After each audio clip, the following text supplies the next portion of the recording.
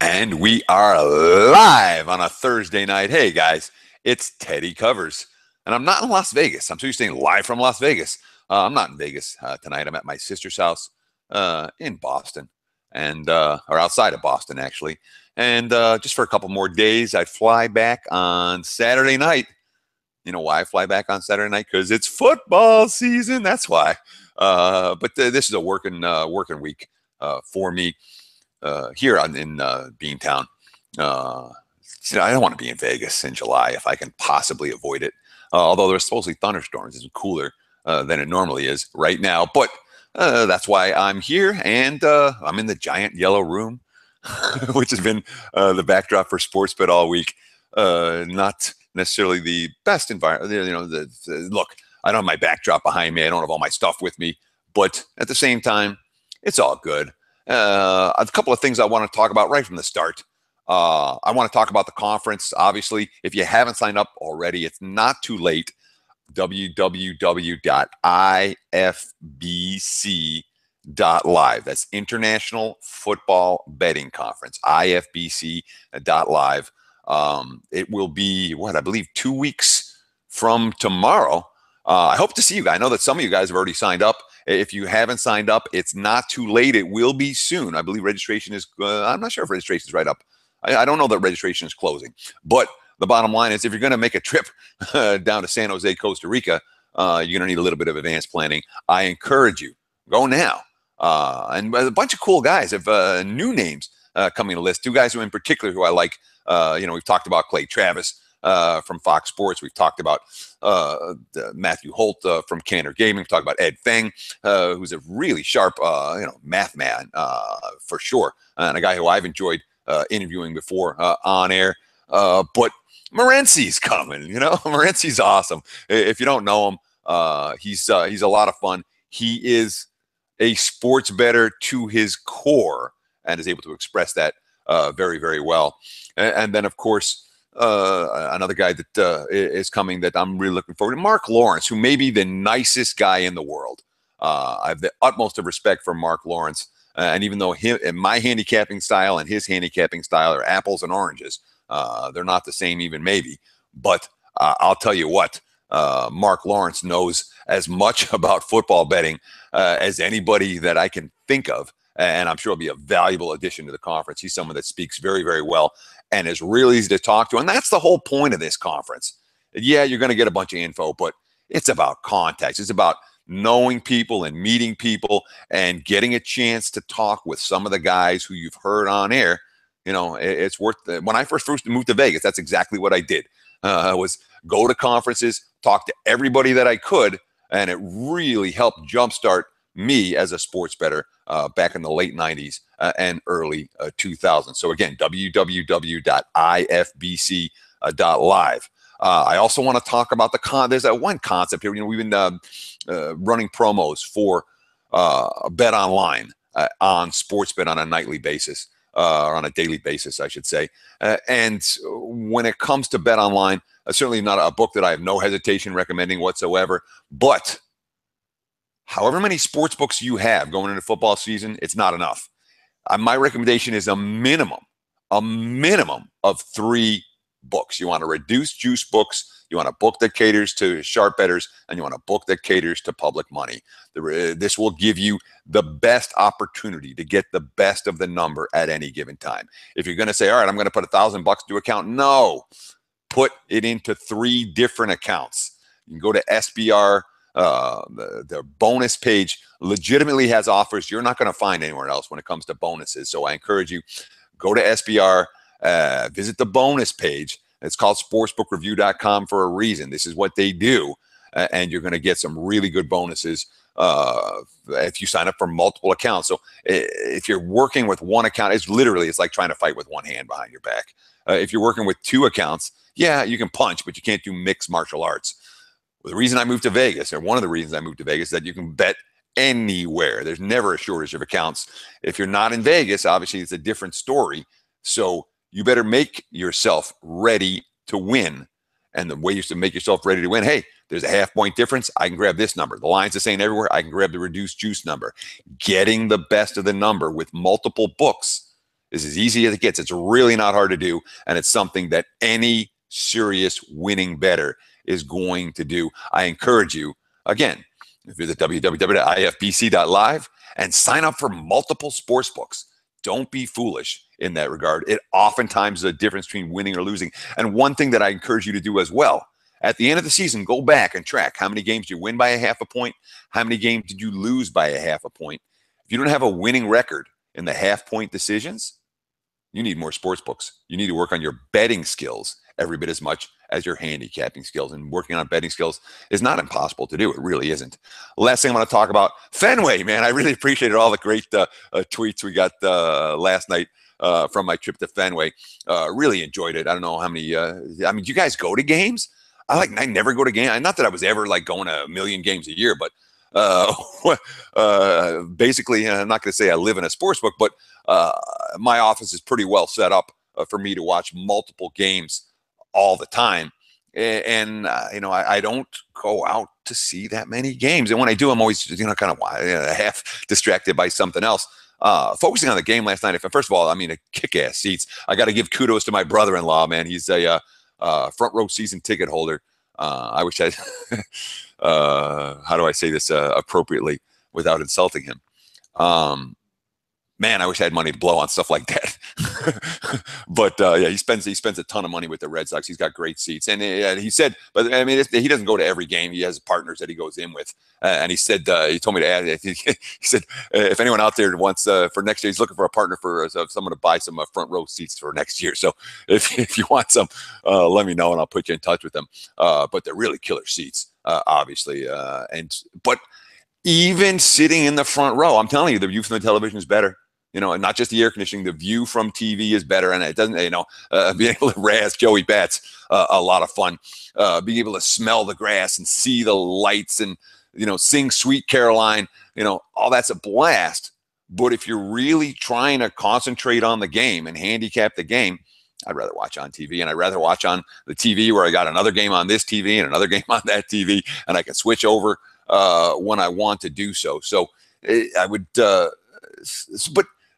it was a lot of fun. I got to give him credit. Thanks, Jeff, for the tickets. We really had a blast. All right, let's start to look at some of the comments. I know, wow, you guys are, Armin, what's up? How are you tonight, guys? Hey, Bobby, Dodgers. What's going on with the Dodger game? I haven't even seen it. I'm sure one of you guys will post it. Guan, hey, Teddy, what's up? Oh, cool. Bobby's coming, aim Armin for the trip to Costa Rica. Good stuff. The card today was dog shit. Yeah, I thought it was dog shit too. I'm kind of pissed. The days that you throw out your winners and keep your losers might be the most frustrating of all. I talked myself out of Arizona today, and what I end up with that freaking god-awful Red Sox under. I'm like, getaway day. It's really not that hot. It's really not that humid. These lineups aren't torching the ball. Everyone's trending under. And of course, both starting pitchers got blown up. And then the Pedroia home run. I was thinking we just might sneak. We're sitting at 7-3, and I got under 11. Oh, I just might sneak under. No, Pedroia hits a 3-run bomb, and that's the end of that in the 7th inning. So unfortunately, I turned what could have been a decent card into a losing card by making the wrong decisions. Jonathan Nelson, teams pitchers to fade to the end of the season. I'll give you my number one fade right now. That team is the Cincinnati Reds. They were favored today. Another one, I'm like, I should have, would have, could have. And they took money today. Cincy, what have they had? They've had 6 different starters on the DL so far this season, most in baseball. They have the fewest innings per game from their starters so far this season. They have a manager that's openly talking about what next year is going to be like in July. They have no pitching and they have no hope. The Reds' body language has been atrocious of late, and Cincinnati for me is probably my number one fade right now as a moving forward. I don't want to say indefinitely, but the Reds have the potential. What do we got? 65 or so games left in the campaign, and since he's got 20 and 45 written all over them. And of course, yeah, look, let's be real about the Dodgers. D. Patrick, don't tell me you thought the Dodgers would win every game. LOL. Let me make something real clear about the Dodgers. Excuse me, I'm going to have a sip because I'm going solo tonight. So the Dodgers just went on, what do we call it? One of the epic runs in MLB history. Certainly one of the best runs in baseball, over the last 40 years? And over the course of that span, they won, 14 units? That's it. They didn't win 50 units. They didn't win 40 units, 30 units. They won like 14 units. And you bet the Dodgers every single game. I will, you don't guarantee anything. I would expect if you bet against the Dodgers every single game moving forward the rest of the way, you're going to make money. The Dodgers have reached their high point. They are comfortable in their division. They're not facing any pressure, and they've played as well as a team can possibly play. There's only one way for a team like that to go, and that's down. And their bandwagon is enormous right now. I would not be betting the Dodgers on a nightly basis. If you've been betting the Dodgers and banked a bunch of money on this run, keep that money in your pocket. I would not be getting back on board with LA on a game-in, game-out basis. It just won't continue indefinitely. It can't. It never has. And, those who don't study history are condemned to repeat it. We know in MLB history, teams cannot go 31-4 and then go 31-4 again the next 35 games. It doesn't happen. There's money to be made betting against the Dodgers. Far more money than there is to be made betting on them moving forward. If you've been riding this run, you made a bunch of profits. Good for you. Put that in your pocket. But obviously, even with all of this, the losses that they're suffering as $2, $2.50, $3 favorites, and that'll cut into your LA profits in a big hurry. This will saturate. Why are the Cubs only 150 tomorrow? We will be previewing this game on tomorrow's Sportsbit. So I'm not going to get too much into it right now. I encourage you, watch the show with me and Paulie. It's usually posted by about 7 in the morning Pacific time. So we're going to, that's one of the two games we're bringing up in a big game breakdown for tomorrow's show. So I encourage you to check that out, but it'll explain some of the issues with Jake Arrieta and why the markets love Carlos Martinez so much. That's why the Cubs are as short as they are. Armin's going. That's exactly why I'm going. Hope you have fun. Yes, but it's going to be fun, I would think, to be at the conference. I'll give a shout out if I get a stream. What do we got? MLB sleepers who can make a run with a big trade or two. Rays. That's a team that I love Tampa Bay. They're never on TV. They're a small market team with all the bluster in the AL East and the Yankees and the Red Sox and the Yankees and the Red Sox. No one's ever looking at Tampa. Cobb's going tomorrow. He's got the advanced metric guys don't love him. And that's the other game that we talked about, that we'll talk about on Sportsbit tomorrow for the big game breakdown is Texas-Tampa. And if Paulie and I usually discuss what we're going to use as play of the day, I may well use play of the day with the Rays tomorrow. So, Tampa certainly a team that stands out in that regard.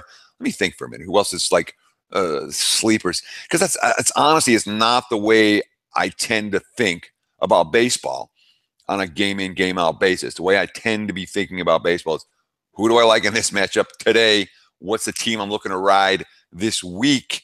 Not a longer term. I'm really not a big, futures guy when it comes to long shot odds to win something. And the Astros and the Dodgers are the two teams that you better hope if you're putting futures on that you have something on those two teams. They've been the best two teams in baseball. But of course, when it comes to winning pennants in July, doesn't happen.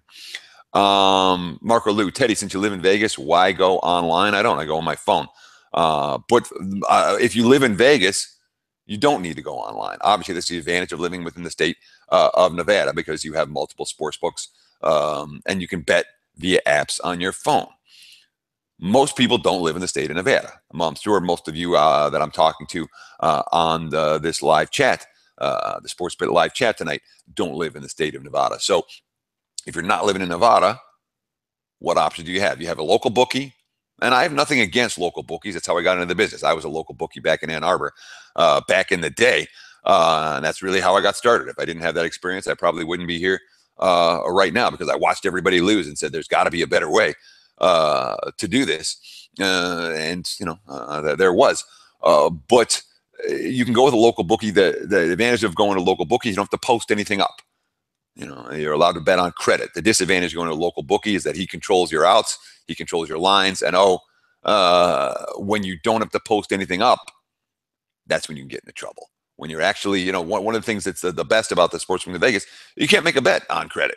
You have to bring the cash to the window or have the cash in your account in order to make the wager. You can't get into trouble that way. All you can lose is what you have. The guys that really get into trouble betting are guys who are betting on credit, and then all of a sudden, they go through a rough stretch. The bill comes due, and then things get rough.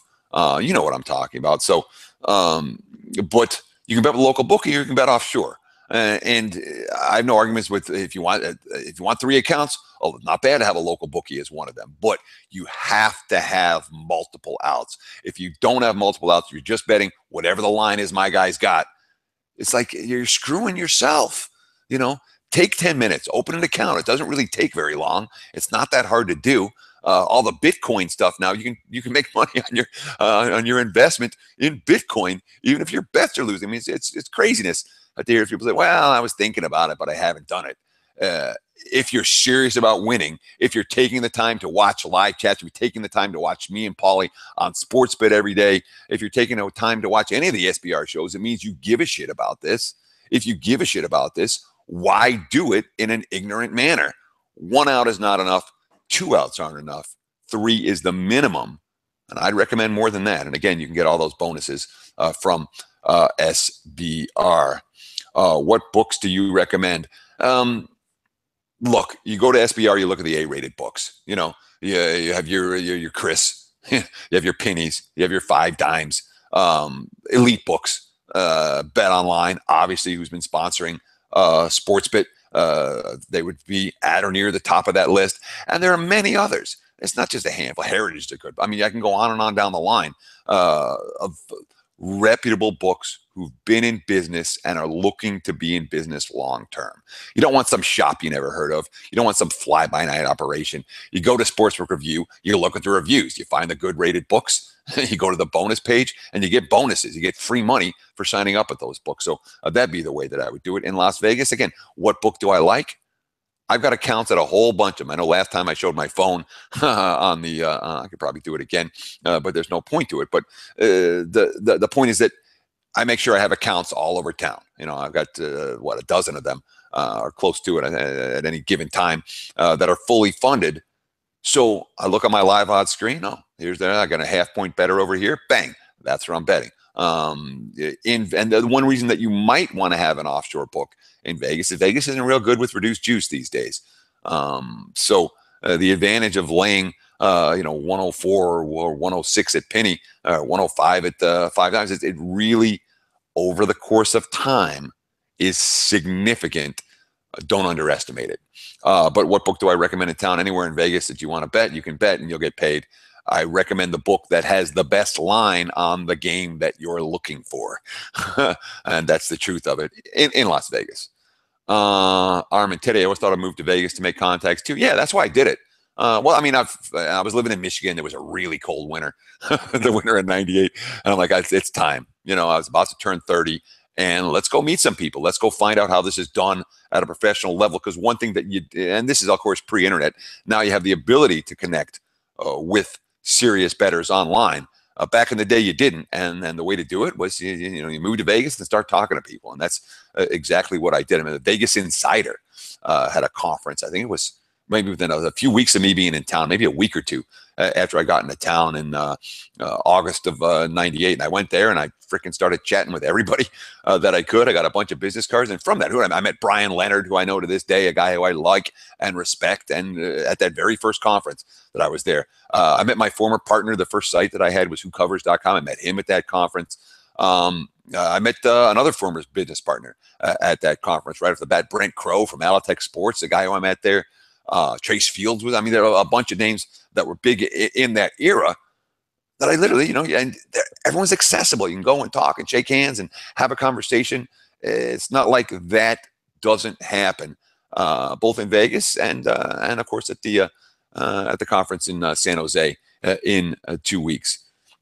Sports Interaction is the best square book, D. Patrick.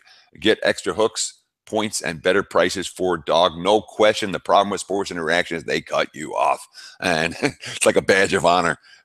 Everyone gets the first time you get cut off at Sports Interaction, you've done something right, and then of course after that, there's a lot of guys that I know that try to weasel their way in through the back ways or have other people open accounts for them, and until those accounts get shut off as well. That's the one complaint I have with Sports Interaction. Sports Interaction pays though, and that sportsbook that pays is certainly worth something. The lawyer is here. Who's the lawyer? I don't know who that is. Joey Martino. I can just bet with locals, Teddy, right? Yes, you can. And if you have 3 local outs, again, I wouldn't say that's a disastrous method. The problem that you can get into, again, when you're betting on credit, that's when you can bet over your head. When you're putting up the cash, you will never lose more than you have. When you're betting on credit, there will inevitably be a time that you lose more than you have, and that can be problematic depending on your situation. I know that happened to me. It's happened to basically anyone that's betting on credit. When you go through a bad run and you just you don't shut yourself off. You lose your money out of all your accounts. Guess what? You're shut off. When you go through a bad run, you're betting on credit, you're doubling and tripling and doing all kinds of ridiculously bad habits, and that can get you into a whole lot of trouble. Tomarino Tomar. Bet Online is the only offshore book that puts up college openers, and college lines often move 4 to 6 points in the opener in the first couple of weeks. Yes, Bet Online is legitimately a line originator. They do put up the very earliest numbers. Their limits aren't huge, but for most people, that's not an issue.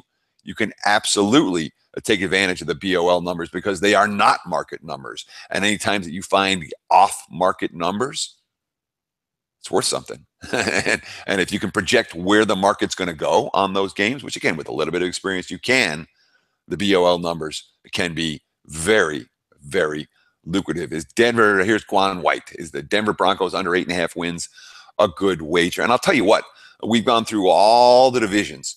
We're on Sportsbet. We're finishing now the NFC East. The New York Giants on tomorrow's Sportsbet show. And then last, but not least, wait, did we start with the AFC West? I think the AFC West is the last division that we have to do. But I've done my preliminary research on Denver, but I shouldn't say that. I've done a bunch of research on Denver. I haven't done everything that I want to do on Denver before coming out with a strong opinion on the Broncos. That being said, for Denver, the thought process for me, at least, is they're a one-way team. I'm not looking to bet the Broncos over the total. It'd be an under or pass for Denver at first glance, but they're probably going to be a pass. I'm not in a rush to bet against Denver. And of course, we'll have the Broncos. They will be on Sportsbet next week, probably, I would think, Wednesday or Thursday would be the day for the Denver Broncos. Let's see. Bobby Teddy works at Goldman Sachs. Who? I don't know who works at Goldman Sachs. D. Patrick, people that buy half points are suckers. You're paying 10 to 50% juice on something that occurs 3% of the time. In the long run, you get burnt. If you're thinking of buying points, just pass the game. I have an even better idea. If you're thinking of buying points, just watch the market. I'm telling you, if you watch a game and watch the market from when the lines come out on Sunday until the games are played, I mean, just assuming let's just talk for football, but it's the same thing for basketball in that regard. Lines move, lines bounce. And if you have multiple sports books and the lines bouncing around during the course of the day or during the course of the week, you don't have to buy that extra point. You'll get it at normal juice, at standard juice. That's the advantage of having multiple books and paying attention to the lines. If you're sitting there trying to bet 5 minutes before kickoff on Sunday, you end up doing stupid things like buying half points. I agree with D. Patrick's analysis. I don't buy half points. If I'm not getting the best of the number, I'm not finding the number I want, I'm not making the wager. Tomarino Tomar, the thing that's dumbest thing in sports betting is buying points in college football. Remember, when the total is higher, each half point is worth less. So in college football, where you talk about games that are routinely totaled in the 70s and up to the 80s, even the games in the 60s, your half point's not worth as much as it is in an NFL game where the total's 44. Teddy, what are some key numbers when playing NFL totals? Geez, what do we got? We got 37, 38, 41, 42, 45. I've got a whole chart.